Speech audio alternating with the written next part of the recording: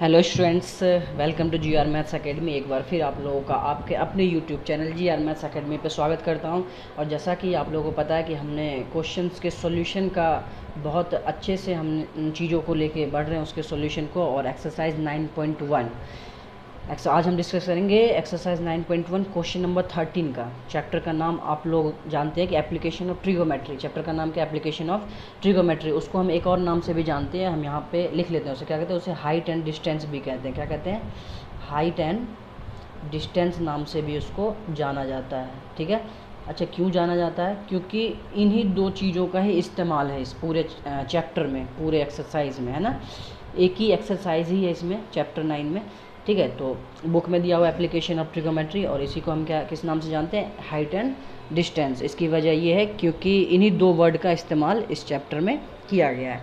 तो आइए question number 13 की तरफ हम चलते हैं। उससे पहले एक बार बहुत अच्छे से ब्रीफ कर लेते हैं, समझ लेते हैं, उसके बाद हम उसके सॉल्यूशन की तरफ बढ़ेंगे। और एक बार फिर मैं आप लोगों को रिमाइंड करा दूं, क्योंकि इस एक्सरसाइज के क्वेश्चंस को करने के लिए आपका 60% काम हो जाता है अगर आप डायग्राम बहुत अच्छे से तैयार कर लेते हैं। क्वेश्चन को पढ़ के, वर्ड टू वर्ड चीज़ों को पढ़ के अगर डायग्राम को आप तैयार कर लेते हैं तो कहीं ना कहीं आपका 60% क्वेश्चन सॉल्व हो जाता है। 40% तो हम एक्सरसाइज चैप्टर 8 का ही यूज़ करते हैं। ठीक है, वो देखेंगे कैसे। तो आप लोग एक बार क्वेश्चन देख लेते हैं हम लोग, और क्वेश्चन को मैं एक बार ब्रीफ कर देता हूँ आप लोगों के सामने, ताकि डायग्राम बनाने में थोड़ा सा हमें हेल्प मिल जाए। तो क्वेश्चन 13 में क्या कह रहा है कि as observed from the top of 75 metre high lighthouse. कह रहा है कि एक लाइट हाउस है नदी के किनारे, उस पर 75 मीटर हाइट पे जाके ऑब्ज़र्व किया जा रहा है। और ऑब्ज़र्व करने से क्या मिल रहा है कि from the sea level the angle of depression.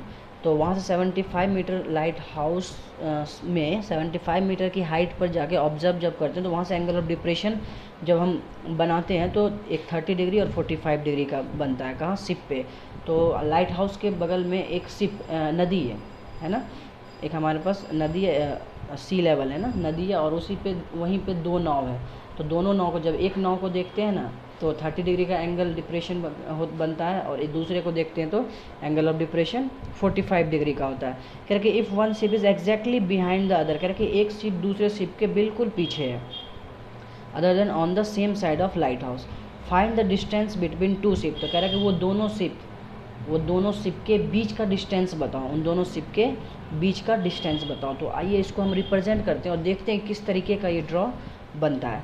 तो सबसे पहला काम हम क्या करते हैं कि एक लाइट हाउस स्टैंड कर लेते हैं। और लाइट हाउस आपको पता है कि एक स्ट्रेट लाइन ही बनेगा, है ना, 90 डिग्री स्ट्रेट लाइन हम बना लेते हैं। परपेंडिकुलर है, सीधी लाइन है ना। ठीक है, हमने बना लिया। ये हमारा क्या होगा? यही हमारा लाइट हाउस होगा। क्या होगा?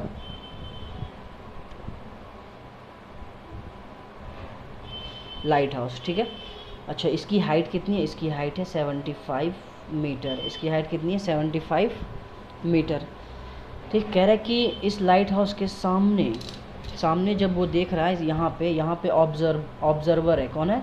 ऑब्जर्वर। और वो क्या कर रहा है? ऑब्जर्व कर रहा है। क्या कर रहा है कि यहाँ पे दो शिप देख लिया उसने।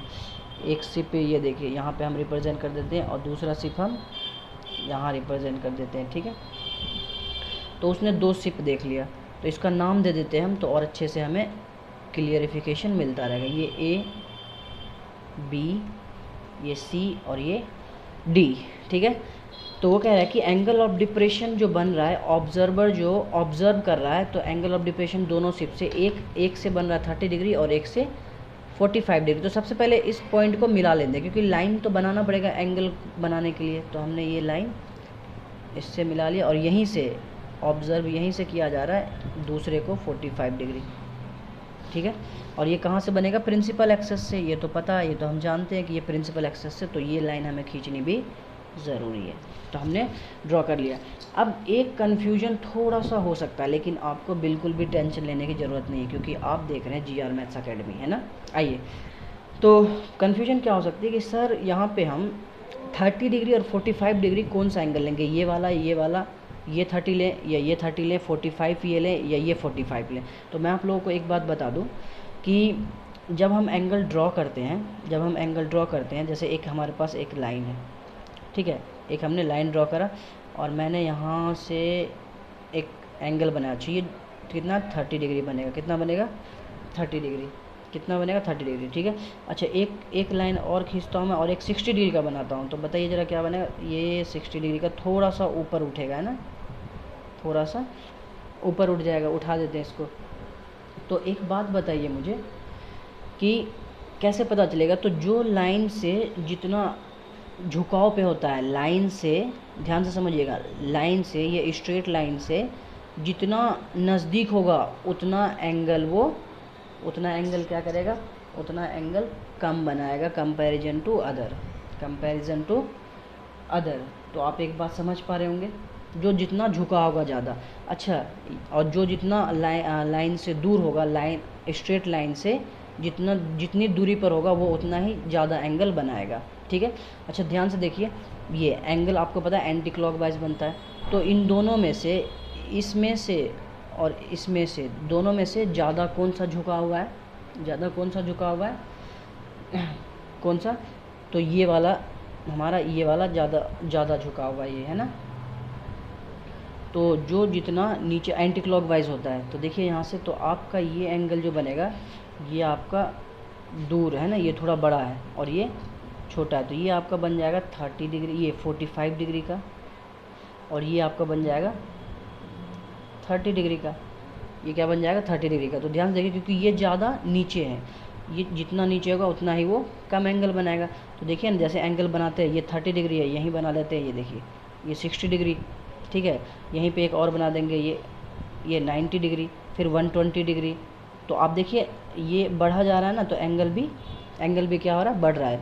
लाइन से, इस लाइन से जितना डिस्टेंस बढ़ रहा है उतना ही एंगल भी बढ़ रहा है। तो देखिए लाइन से ये तो झुकाव ज़्यादा है, इस लाइन के ज़्यादा नज़दीक है, इसलिए ये छोटा एंगल बनाएगा। इस लाइन से झुकाव इसके कंपैरिजन में कम है, तो इसलिए ये थोड़ा ज़्यादा एंगल, उससे ज़्यादा एंगल बनाएगा। तो हमें पता चल गया कि 45 और 30 डिग्री कौन सा एंगल होगा, ठीक है। तो बस आप एक बात ध्यान रखिए कि जो लाइन से ज़्यादा झुका हुआ होगा वो कम एंगल बनाएगा, ठीक है, कम एंगल वही होगा हमारा। क्लियर है। तो आइए अब इसके सॉल्यूशंस को तैयार करते। तो हमें बोला गया है कि ये सिप जो है ना, ये सिप, दोनों सिप जो है सी और डी के बीच का डिस्टेंस बताना है। तो हमने इसको x मान लिया, ठीक है। अच्छा, ये वाला भी डिस्टेंस तो नहीं है हमारे पास, ये वाला डिस्टेंस भी नहीं है, तो इसको हम y नाम दे देते हैं, इसको हम y बोल देते हैं कि यहाँ से यहाँ का डिस्टेंस y है। अच्छा आइए तो स्टार्ट करते हैं। तो सबसे पहले छोटा वाला राइट एंगल ट्रायंगल, दो राइट एंगल ट्रायंगल बन रहा है, तो इन ट्रायंगल BAC में क्या देख रहे हैं हम कि ये परपेंडिकुलर और ये बेस। तो एक बात बताइए, परपेंडिकुलर और बेस कौन से ट्रिगोमेट्री रेशियो कनेक्ट करता है, हम वही देखेंगे। अगर हाइपोटेनियस इसमें यूज़ कर लेते तो फिर साइन और कॉस को हमें यूज़ करना पड़ता, टेन नहीं लेते हैं ना, क्योंकि परपेंडिकुलर में बेस और हाइट जो है, परपेंडिकुलर जो है वो साइन या कॉस को रिलेट करता है, ठीक है।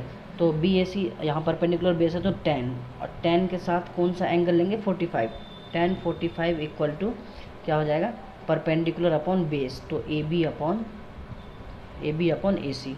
ये बात आप समझ पाए होंगे, परपेंडिकुलर अपॉन बेस, और 10 45 की वैल्यू होती है 1, और AB क्या हमारे पास 75 मीटर दे रखा है, AB क्या हमारे पास 75 मीटर, और यहाँ क्या है नीचे AC Y। तो आप लोगों को बहुत अच्छे से क्रॉस मल्टीप्लाई जब हम करेंगे तो y इक्वल टू क्या आ जाएगा, 75 मीटर, y कितना आ जाएगा 75 मीटर, इसको 1 बोल दीजिए, इक्वेशन फर्स्ट है ना, आगे यूज़ करना है इसको इसलिए, ठीक है। अच्छा अगेन इन ट्रायंगल, अब बड़ा वाला ट्रायंगल ले लीजिए, इन ट्रायंगल BAD ट्रायंगल लेते हैं, BAD बड़ा वाला है ना, राइट एंगल ट्रायंगल।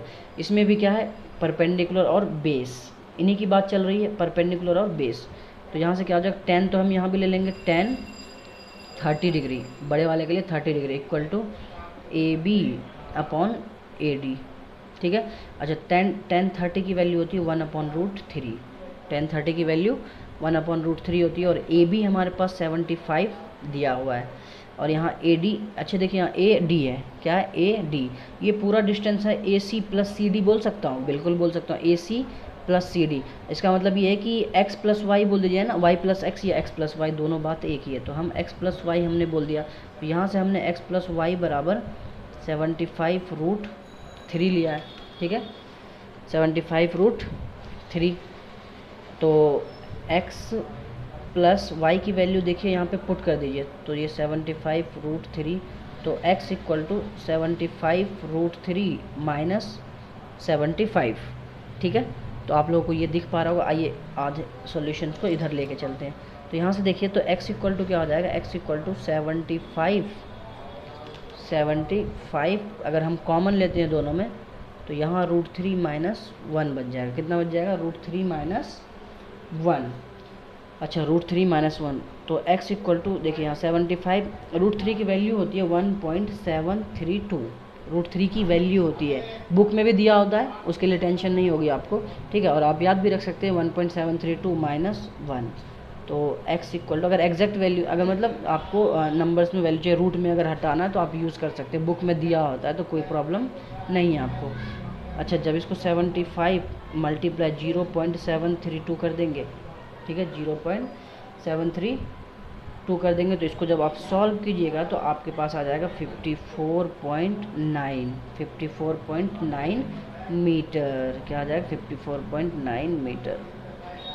ये देखिए बहुत अच्छे से x की वैल्यू तो निकालनी थी, तो यहाँ पे हम क्या कर देंगे, distance between ship equal to 54.9, आपका आंसर यही बन जाएगा, ठीक है। तो मैं उम्मीद करता हूँ आप बहुत अच्छे से इसको समझ पाए होंगे। अगर फिर भी आपको किसी भी पॉइंट को लेकर डाउट अगर आता है तो आप लोग कमेंट बॉक्स में कमेंट कीजिए, आपको बहुत जल्द उसका आंसर मिल जाएगा, ठीक है। तो बहुत अच्छे से इसको तैयार करते रहिए। हम नेक्स्ट क्वेश्चन में मिलते हैं बहुत अच्छे सॉल्यूशन के लेवल को बनाते हुए। फिर मिलेंगे, तब तक अपना ख्याल रखिए। Bye bye, take care.